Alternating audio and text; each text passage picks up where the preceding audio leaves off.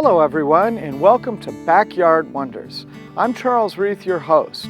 Backyard Wonders is a brand new Southeastern Channel TV show that explores the unique flora and fauna here in our own backyard, the Florida parishes. This first episode is about the wondrous world of birds. We'll learn how to transform your backyard into a natural haven for birds, native plants, and other forms of beneficial wildlife. We'll visit a local resident of Covington who's dedicated his life to rescuing and rehabilitating birds. And we'll understand why the North Shore is one of America's most popular birdwatching destinations. Let's start there and visit the Louisiana Bird Fest.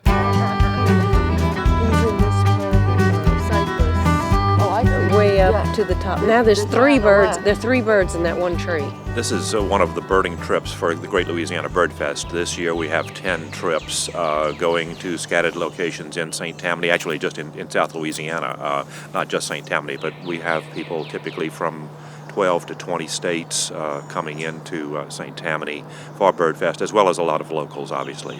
This particular area, one of the reasons why we came down here is because it's very important in the migration route of neotropical birds. All these mosquitoes that we're swatting at are very important to these birds that are making these incredible trips. I mean, we complain because we're a little cramped in a plane, and we have, you know, what these birds put up with to make this migration is amazing. And you know, all of this area, this habitat is just so unique.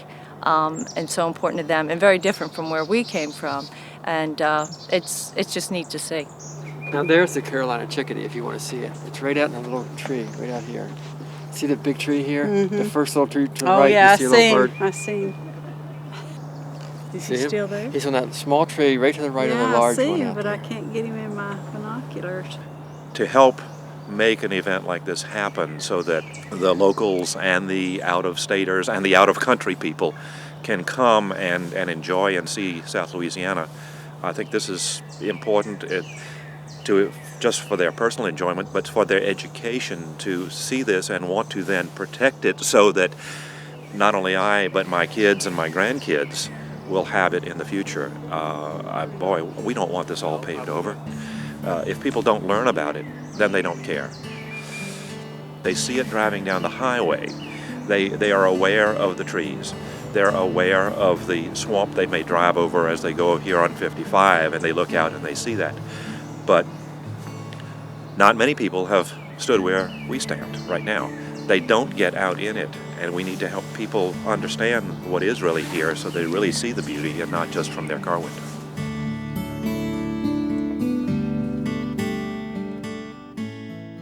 There are so many places in the Florida parishes to enjoy nature. One of my favorite is Fontainebleau State Park, a natural gem on the south shore of our North Shore parishes, where Lake Pontchartrain edges up against a string of beaches, harbors, and wetlands. Fontainebleau is a great place to go swimming, hiking, and especially bird watching. I've been going there with my kids ever since they were very young to excite them about all that nature has to offer. Today we're going to be looking for swifts, swallows, and flycatchers, our flying feathered friends who eat insects and make it necessary to use less of this stuff. Oh no, over here we'll see some cool stuff. I really like this park. In fact, I brought you here a long time ago. Birdwatching is a wonderful pastime. Wherever you go, there are new species to see. And I enjoy building my own personal life list of birds that I've seen of different species. It's a great family activity too. My daughter Sienna and I like to birdwatch here at Fontainebleau State Park, and we're looking at a red-winged blackbird here, which is a really good species to start learning how to identify because it has a conspicuous red shoulder patch. A bird book like this is a great starter book for bird watching because it doesn't have too many species. There's hundreds of species in the United States, but this only lists the top 40 or 50, the ones that you're likely to see. The key element is to know what species you're looking at based on the field marks, which are very conspicuous on certain species of birds. An important group of bird species are the aerial insectivores. These are birds that fly around and eat insects on the wing. They're very important for our ecological balance because they eat the insects that can become, as we all know, when we're attacked by mosquitoes in our backyard, a real nuisance. We're at Fontainebleau State Park on Lake Pontchartrain, and this is a haven for aerial insectivores. We have species of all the major categories. I like to think of them in terms of 4 categories of birds. The swifts and the swallows, those are both fast-flying birds. They eat what we sometimes call aerial plankton because they're flying around and reacting as they see an insect and closing it in. So you have the swifts and the swallows. Those are 2 different kinds of aerial insectivores. And then a large and diverse group called the flycatchers, or tyrannids, which is their scientific name. And they're all different shapes and sizes, but they basically behave the same way, which is they stand on a perch and they vigilantly watch for insects until they see one that's big enough for them to fly out, grab the insect, and then come back to the same perch. Even if you see a flycatcher from a distance, you know that's what you're seeing because of that distinct behavior. And the 4th kind of bird that's an aerial insectivore is a nighthawk, or nighthawks, whippoorwills. They're all part of a group that's called crepuscular. Crepuscular means active at dusk and dawn. They're active during the times of day when there's not very much light. And because they have to hunt when there's not much light, they have very distinctive features, very large eyes, and a big mouth with hairs that steer their prey into their mouth. I really enjoy being out in nature. It's great bird watching at Fontainebleau and seeing all the other natural wonders here. But you don't have to be out at a state park to see lots of birds. The other day, I was in a considerably more urban setting and visited a place that was teeming with bird life. The folks who live here have put in multi-housing units, condominiums if you will, for purple martins. Purple martins are wonderful to have in the cityscape. They're insect-eating birds, but they also bring a deeper joy to the human soul.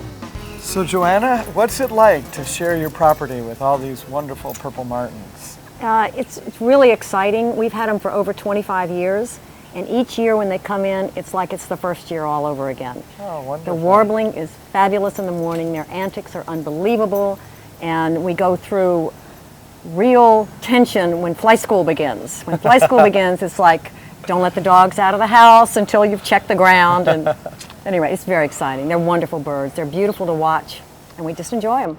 So what inspired you to put these birdhouses up for the purple martins? When we were first married 44 years ago, my father-in-law loved to build things, and he loved purple martins, and they had houses, and they introduced us, and they started it. And he built us our first house. So we've just heard how social purple martins are. Now we're going to go to a built structure that's very familiar to us, the Causeway, and we're going to see a place where they live. Purple martins live by tens of thousands.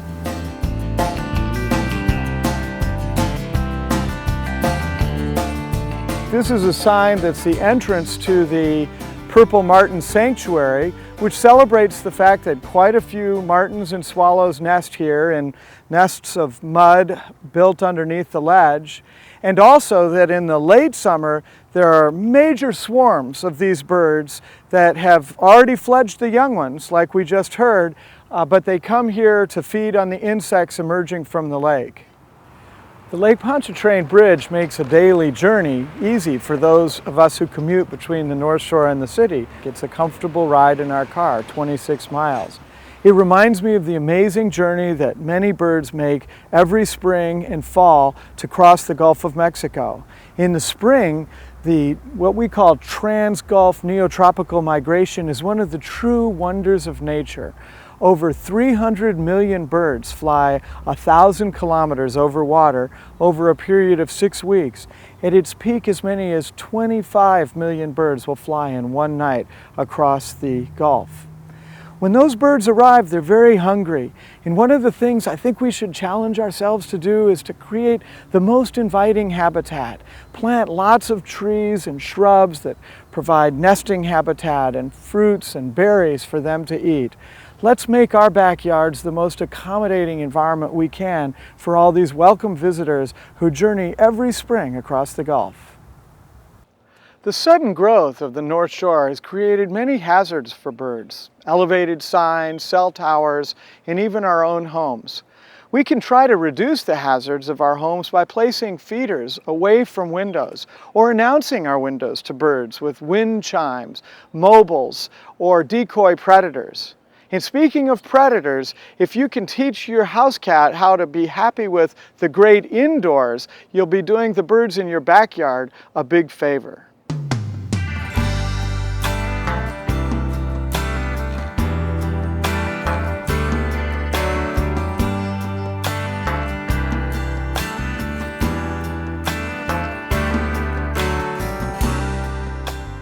In spite of our best efforts to bird-proof our backyards, many birds invariably get injured. Thankfully, we have people like Jerry at the Wild Bird Center in Covington, who rescues and rehabilitates injured birds.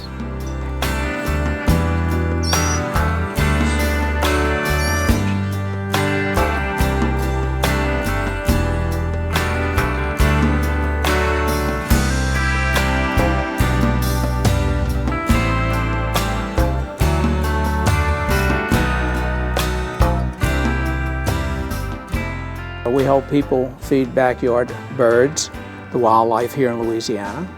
And we've also opened our store as to allowing people to bring in wildlife that they find that are even or might be orphaned or injured.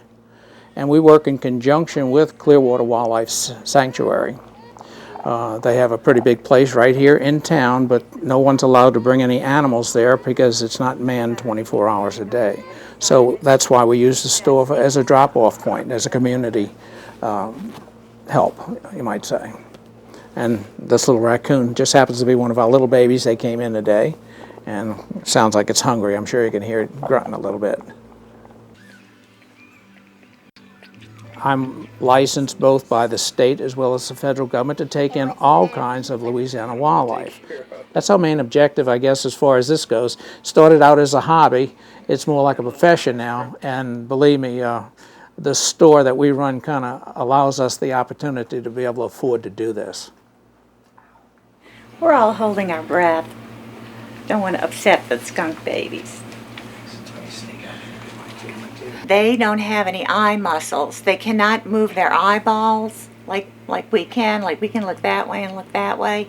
They can't do that. If they want to look that way, they have to turn their head. And that's why they can almost turn their head completely around. But a lot of problems they have is with traffic, because when they're flying at night, they're looking straight ahead, and if something's coming from the side, they can't look like that. You know, they're so focused ahead, and we get a lot of owl strikes and injured owls by cars hitting them. And we have that quite often. At night, owls will get hit by cars, and we take those in and patch them up and see if they can be released back into the wild. We make no pets of anything. Everything we have goes back into the wild if at all capable. If not, we send it to the sanctuary there for Clearwater, and it'll live a happy life with other animals of its kind. If they've had a head trauma, you can not only just walk over to even an owl or maybe an eagle and just reach over and pick it up. However, we don't recommend that. There are ways that professionally you can catch them if they're injured. And of course, if they happen to come to while you're handling them, you could be in some serious trouble. But, you know, a towel of some nature like that you throw out there, if it is alert but has a broken wing, it can't fly. You throw a towel out, it'll latch onto that, then you take another towel, cover its head and eyes, and then, you know, put it in a box and bring it to us. And what you may have to do is just wet your fingers and let them kind of peck on your fingers to get. These are baby screech owls. Well, you know what happens a lot. The main owls that we have in this area are screech owls, great horned owls, barred owls, and barn owls. And you can tell the difference between them because these guys, you see how yellow their eyes are? The screech owls have yellow eyes, and the great horned have yellow eyes. And the barred owls have dark eyes, and the barn owls have light faces. So they're pretty easy to tell apart. The great horned owls looks just like this, only they're about this big. Okay, most people think that you can't touch a little bird or some animals because then the mother may reject it. This is a misnomer because birds have a very poor sense of smell. They have very good eyesight, very good hearing. So even if you handle them with your bare hands, you can put it back in a nest and she'll take it back and feed it. However, you need to be careful on picking up some animals with your bare hands. There are different diseases that people could catch, but normally your backyard birds are not this type. So just put it back in a nest or leave it where it is and observe it to make sure it is injured. This one is young enough that it's still gaping, it's still opening its mouth. It'll open its mouth for anyone when they're young enough. And when they're older and they start eating on their own, you can just put food in and they'll eat on their own. The problem is when they're a little older than this, but not old enough to feed themselves, they're old enough to be afraid of us and they won't open their mouth. So that's the hardest kind of baby bird to feed. They're the fledglings that are afraid of us. But he's young enough that he'll open his mouth. It's all crippled up from a cat bite, which is very detrimental to the birds. And if you can get antibiotics in them immediately, sometimes you can save them, sometimes you can't. But he was suffering. So. It was suffering, yeah. And we don't like to see that. So sometimes, you know, the animal may have to be put to sleep, and we can do that here. And of course, that kind of hurts us a little bit. But when we get an animal through our front doors, I look at it like it's dead already. So if we can patch it up and get it back rehabilitated into the wild, you know, it's something we really like to do. The thing that people need to do is realize this is wildlife. This is not a pet animal or bird. And to try to raise it on your own, it's first of all, it's against the law. And then secondly, do you know how to raise it? So there's a lot to it. You can call the Louisiana Wildlife and Fisheries in Baton Rouge, and they'll give you the name of a rehabilitator maybe in your area that you can bring to it. Give us a call. We'll tell you, describe the condition that it's in. We'll tell you what needs to be done.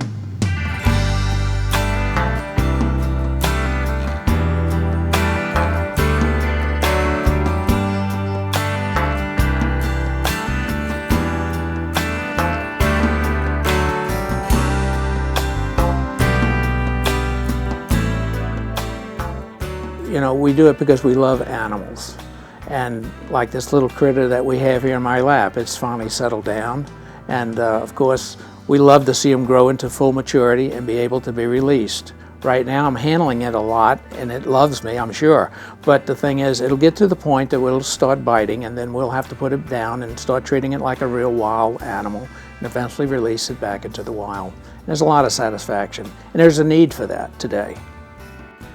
Many of us enjoy sharing our backyard with birds. We delight in their colorful beauty, their airborne antics, and especially their pleasant singing and chirping. Our first instinct to attract these birds is to use feeders and birdhouses, but these alone often aren't enough because our backyards have become somewhat sterile and inhospitable to wildlife. The rapid pace of suburban development in the North Shore has left birds with fewer places to nest, less to eat, and has created barriers in their movement.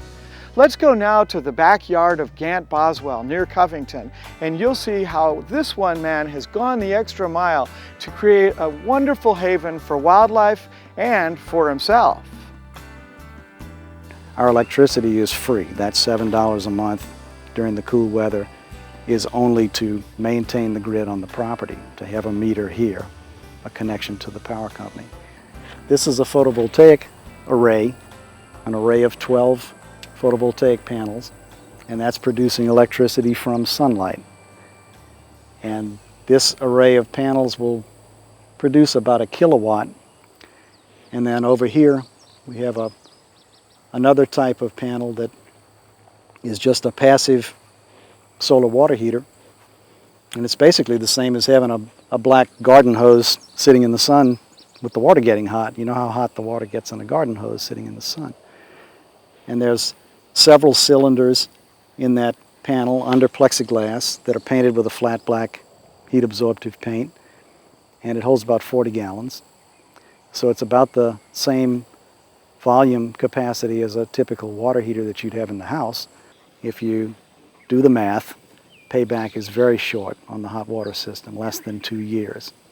As far as the photovoltaic system, it'd be a bit longer than that, but the initial outlay for the setup that I have for solar electricity, which includes the panels, the batteries, and the generator, the backup generator, and then all of the equipment that moderates the system, changing direct current to alternating current and so on.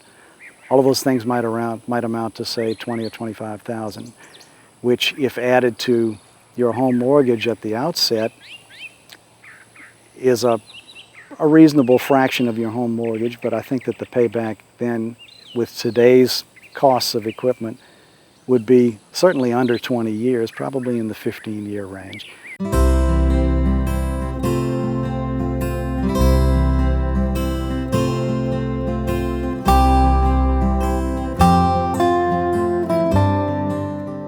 When we moved in, of the 42 acres, about half of that was pasture land that had been used for cattle grazing.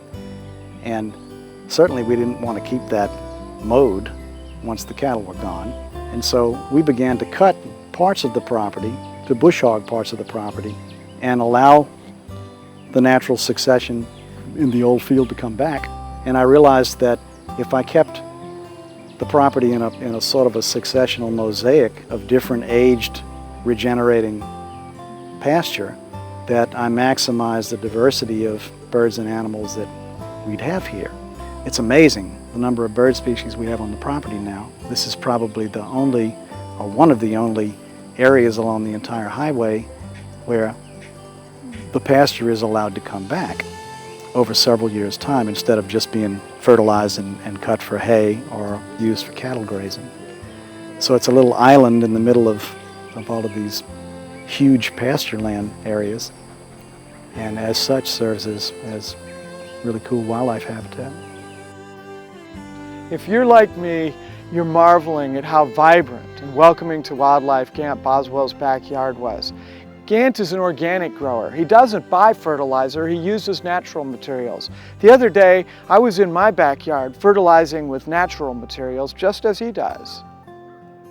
There are many natural materials that we can grow with to enhance the fertility of our soil and make for a greener and more productive backyard.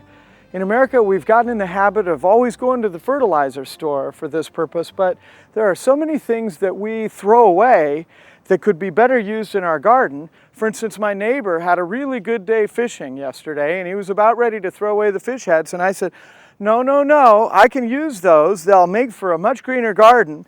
So I took this material, and I'm going to work with it pretty quickly because it stinks. But it doesn't smell for long because I've buried it right here, and there it's going to be, and it will decompose, and all the nitrogen and other materials that are with that fish are going to go into the soil, and the smell is gone. But here is the gardenia, which is a very fragrant member of our backyard community, and it will be all the greener for it. Fish is a powerful agent of fertility, but there are many other natural materials, things we throw away, that can be used for a greener garden. Let's go see how to use some coffee grounds.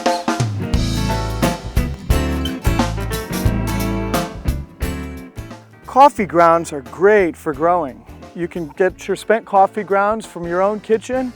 It turns out it's not hard to get coffee grounds from local coffee shops right now. They'll give them away to you. And the reason they're so great is because of the material. The material is pretty high in nitrogen, it's slightly acidic, and it stores moisture and nutrients very well in your soil. It builds your soil, especially if you have a kind of a sandy soil. It'll increase the moisture retention.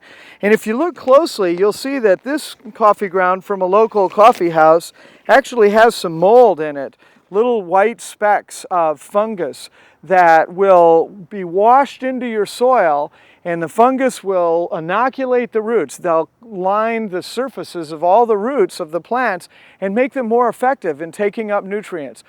So all we want to do here is just spread these coffee grounds evenly over the surface of the, in this case it's a perennial flower bed, If I was doing a transplant, I might put the coffee grounds down at the base. I'm not being real careful to get it down deep because we know the rain is coming.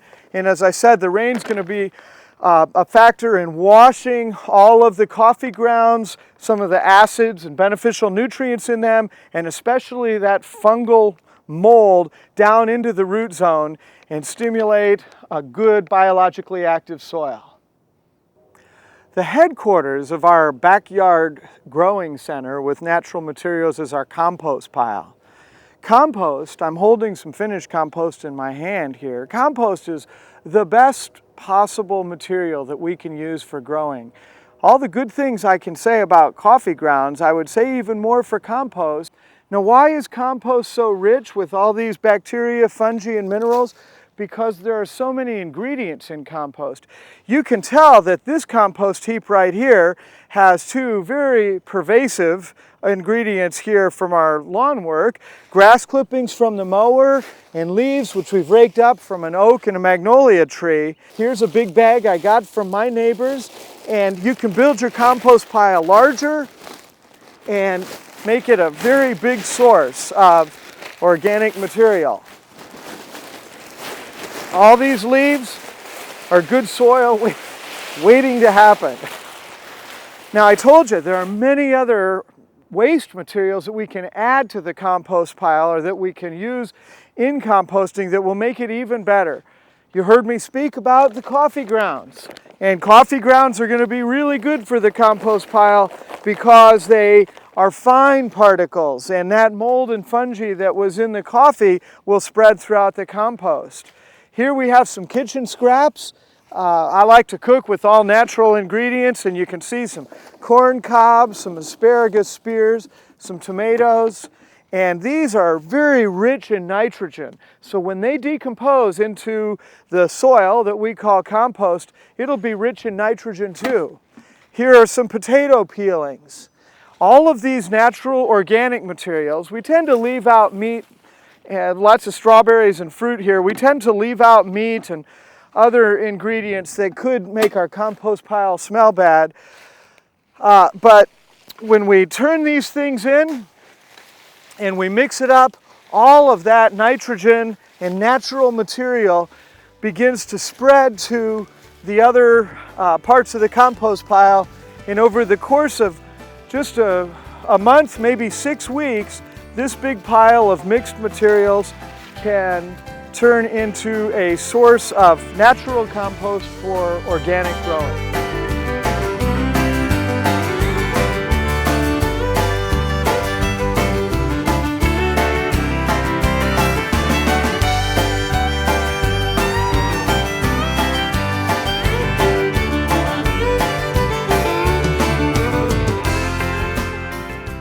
I hope you'll join me again to explore other natural marvels right here in the Florida parishes.